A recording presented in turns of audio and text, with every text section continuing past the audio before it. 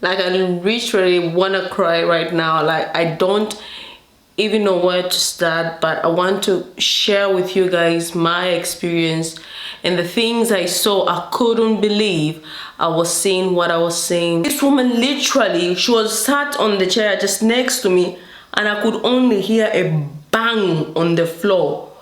Bang! She fell on the ground, and she was on the ground. And now, not even the receptionist came out to help this woman up or anything like that. No, the first thing I heard after the bang was an alarm that they sounded like somebody pressed it and it started making noise and going.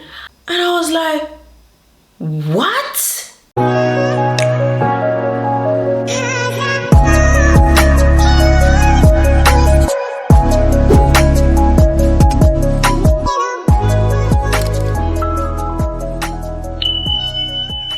I've been in the UK for like 3 years, and I've not ever used I've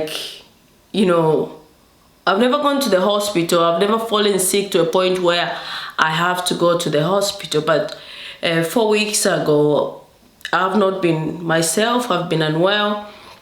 And today I want to share with you the experience. You know how they say like Africa, when you're in Europe, people look down on Africa, especially when it comes to the health services, the education sector, and things like that. But once you're here abroad, then you know the real things. When you experience them, then you understand the real things. So anyway, I wasn't feeling well. Like, I had severe abdominal pains. Like, literally, I couldn't walk.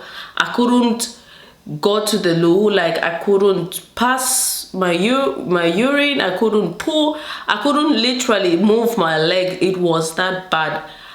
I thought like literally, like, where like you feel like you nearly meet death. I felt like that. It was that terrible. It came all of a sudden.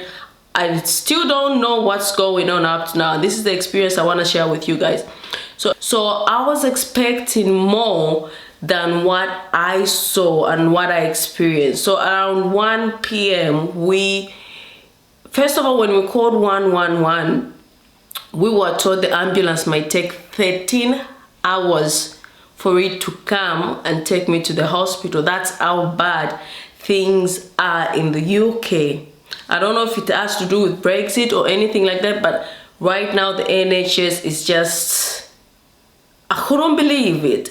So anyway, so the lady said it's better if I've got somebody to drive me to the hospital. It's better if we went to the hospital. Long story short, my husband took me to the hospital, and oh my God, coming out of the car, getting out of the car, it was a nightmare. It was like something, because I couldn't walk. Like, when the pain started, it was pulling all over the areas. It was just unbelievable pain. So I could wait until that pain stopped a bit, then I make the necessary steps. So anyway, we walked slowly and we went to the AE. This is the accident and emergency center. Like, that's where you go if you've got an accident or you've got some emergency. That's where you go. So that's where we went with my husband. You don't research, you literally wouldn't know what's going on, because they tend to say, oh, Africa this, Africa that, abroad is better. Yeah, economically wise, living abroad is better. But what I saw and what I experienced, I thought, like, if I was in Zambia, my own country, I could have been attended to like fast. But what I saw, I don't know if there's lack of health workers, like, it's just so. But anyway, after I think an hour or so, I was called in. So I went in, and I wasn't given any wheelchair whereby somebody's pushing you because you can't walk. So I was like trying to walk, leaning on the wall so that I could walk, and no nurse was coming like to help you out walk or anything like that. Nothing. You had to walk to the office and be asked all these questions. So she asked me how I was feeling. I explained, even though I was in pain. And then she asked me if I'd taken anything. I said no, and the only thing I was given was paracetamol and told to wait again in the waiting room. So I had that paracetamol, which I could have obviously gotten on the counter. This is my experience with UK hospitals, NHS to be precise. So then I was waiting I went back, I couldn't walk, so nobody gave me the wheelchair to, like, you know, be pushed or anything like that. So this lady that was waiting for her father in the waiting room came and held my hand because I couldn't walk and my husband was not there.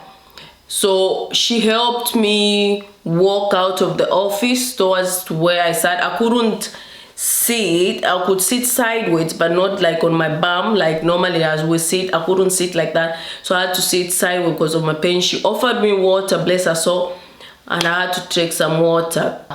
The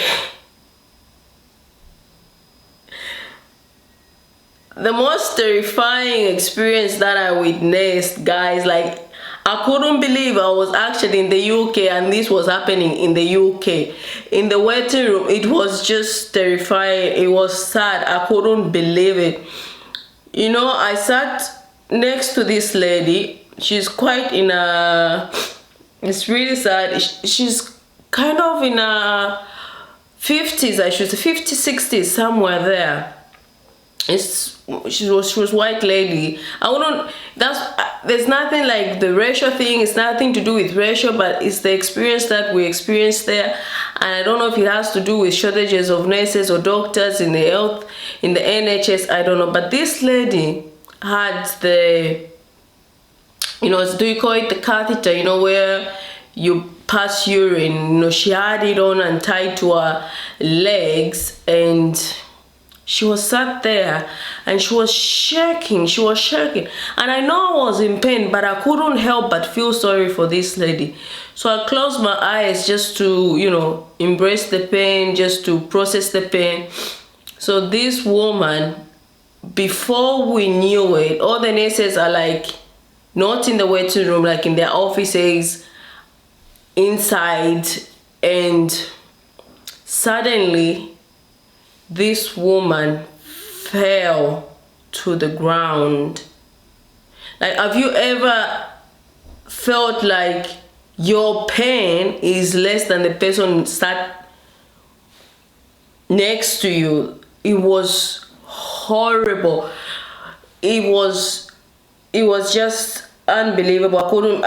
And then when I saw that this woman literally, she was sat on the chair just next to me, and I could only hear a bang on the floor.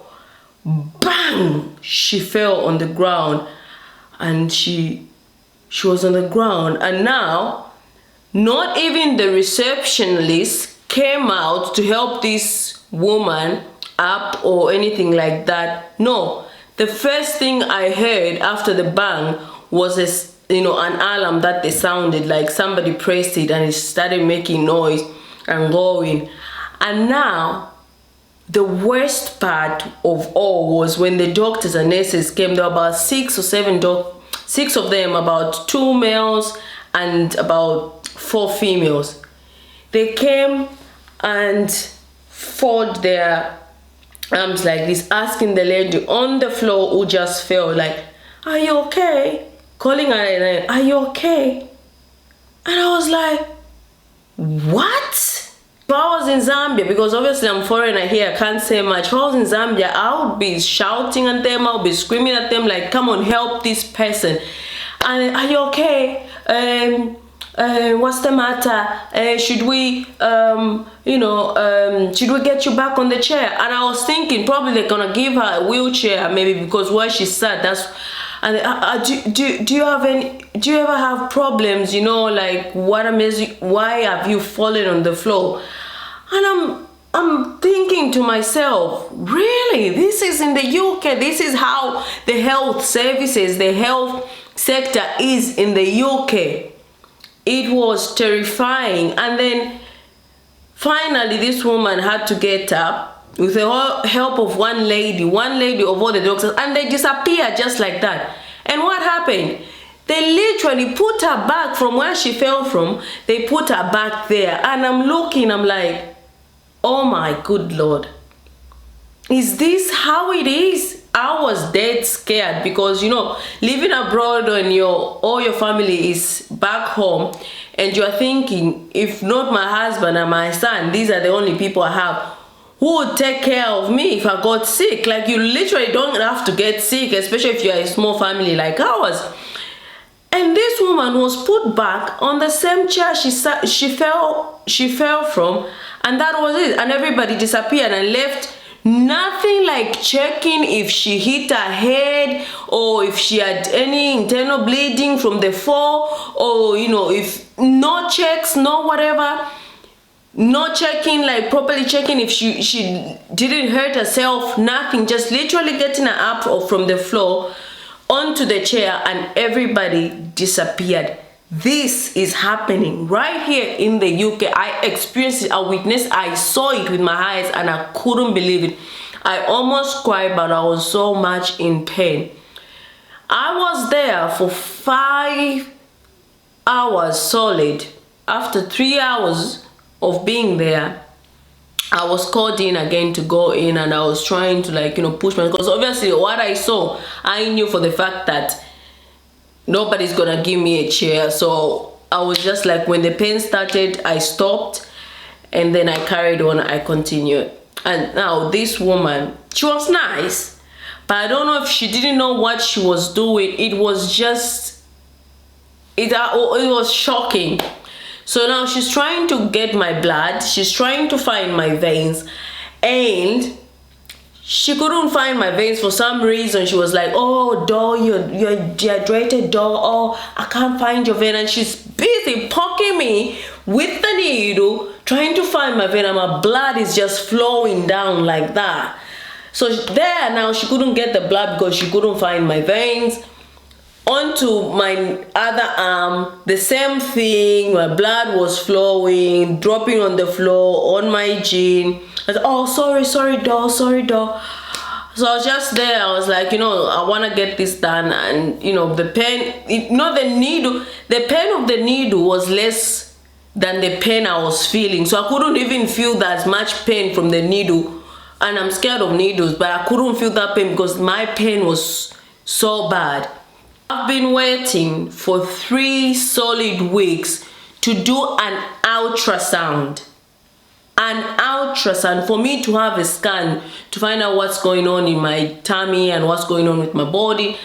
3 solid weeks I've been waiting. Now bear in mind, I'm not entitled to free NHS. I paid for NHS, and I've been waiting for 3 solid weeks. Now is when my appointment has been made by my GP to go and do my ultrasound. But then I'm thinking, in Africa, if I was in Zambia and I was in so much pain, literally I could have done my scan there and then. If not there and then, maybe probably tomorrow or so, but I could have been seen earlier than how long it's taken for me to just go and have an ultrasound. That's the difference. That's what has shocked me in the UK, you know. And that was my first time going to the hospital, and that was my experience. It just scared me. I was like, oh my god. You know, so sometimes things that you see on social media, they say it's not everything that glitters is gold, and that's the truth. Not everything that glitters is gold. Africa has been made, like, you know, somehow like the poorest continent, when it's got so much, you know, riches and resources, and especially when it comes to the health sector, it's been downgraded and things like that. But having experienced that, and having me to wait for 3 weeks just to do an ultrasound, I was like really shocked of how bad things are abroad, in the UK to be precise, like with the health care service. Like, it's not even a joke, it's not lies. This is what's happening. I don't know if it's the shortage of workers or if it's a COVID. The weirdest part is, like, you'll be able to get a COVID appointment real quick like that, but when it comes to serious issues, like, you know, things like other things apart from COVID, it's really like slow. So anyway guys, that's what I wanted to share with you. That was my experience. Let me know if you've had such experience in the comment section below. Don't forget to subscribe to my YouTube channel, and also like, comment and subscribe. I'll see you guys in my next video. And like I said, I talk about real life issues, I do some vlogs. So if you like such kind of videos guys, please subscribe to my channel, support me, become a member of my channel, and I'll see you guys in my next video. So bye. So hopefully, fingers crossed, things are okay, and I'll update you my experience and how things are going and things like that. So subscribe, and I'll see you guys in my next video. So bye.